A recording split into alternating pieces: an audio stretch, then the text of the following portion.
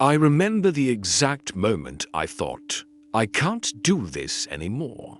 I was standing in my kitchen, on the phone with my mom's doctor for the third time that week. A pot was boiling over on the stove, and an email from my boss was flashing on my laptop screen.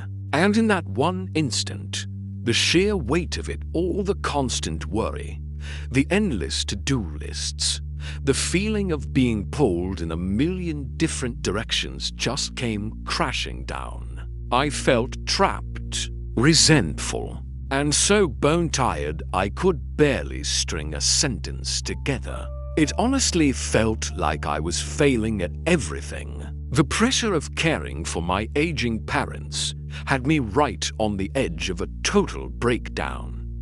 Then, a simple mental shift, something I learned from an ancient philosophy, changed absolutely everything. So today, I want to share the Stoic mindset that helped me get my energy back and learn how to respond with compassion, even on the absolute worst days. If you're part of the sandwich generation, trying to care for your parents while juggling a job and your own family, you know this feeling of being overwhelmed is a daily reality. It's so much more than just being tired. It's a deep, soul-level exhaustion that leaves you feeling completely hollowed out. You feel guilty for wanting your own life back, but even admitting that to yourself feels like a crime. Friends might mean well when they say things like, "You're so lucky to have this time with them,"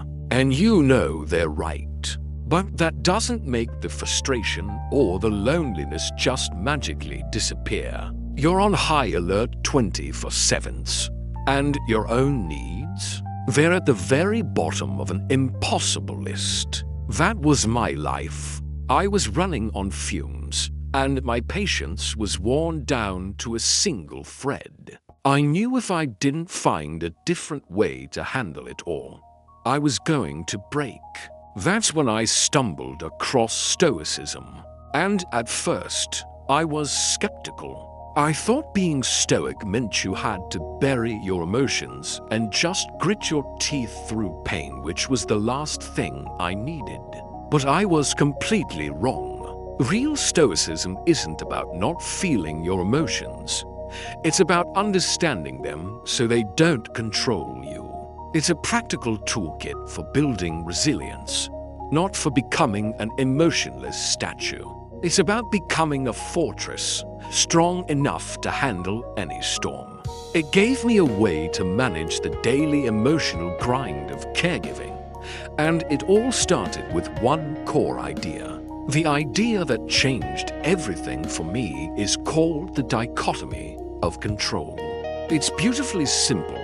Some things are up to us, and some things aren't. And most of our frustration comes from confusing the two.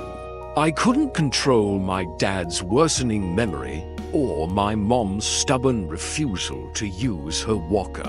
I couldn't stop a sudden health scare or a difficult doctor's appointment from happening.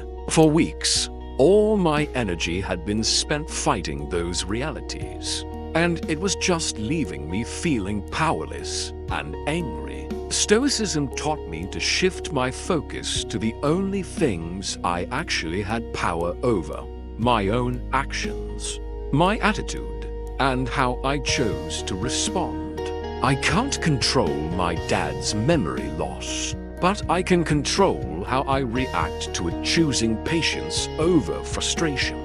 That single shift felt revolutionary. The moment I started letting go of what I couldn't change, I suddenly had so much more energy for the things I could. The next huge hurdle was empathy fatigue. I was so wrapped up in my parents' struggles that their anxiety and pain became my own. Stoicism has a concept for this, sometimes called compassionate detachment. And no, that doesn't mean you stop caring. It means you care deeply, but without letting their suffering sink your own ship. Think about it like a lifeguard. A lifeguard has to stay calm and focused to save someone who's panicking in the water. If they jump in and start panicking too, they both go under. By keeping just enough emotional space, I could offer support from a place of strength, not shared anxiety. It allowed me to be a calming presence for them, instead of just another worried voice in the room. And honestly, it protected my own mental health so I could be there for them for the long haul. The final and biggest shift for me was in how I saw caregiving itself. For a long time, it just felt like a heavy burden, an obligation I had to carry. Stoicism teaches you to see challenges as opportunities to practice virtue, to be the person you want to be. So instead of seeing another difficult phone call as a drain, I started trying to see it as a chance to practice patience. Instead of seeing a tedious chore as just another thing on my list, I saw it as a chance to show love. This isn't about pretending things aren't hard. They are. It's about changing the meaning you attach to the hard things. Shifting my inner voice from "I have to do this" to "I get to be here for them" completely transformed my daily life.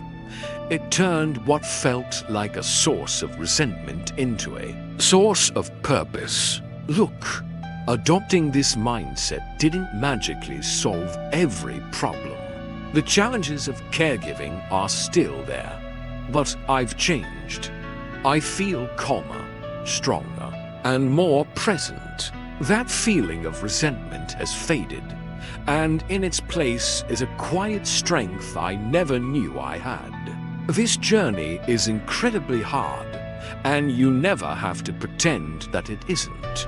But you don't have to let it break you. So just start with one small thing.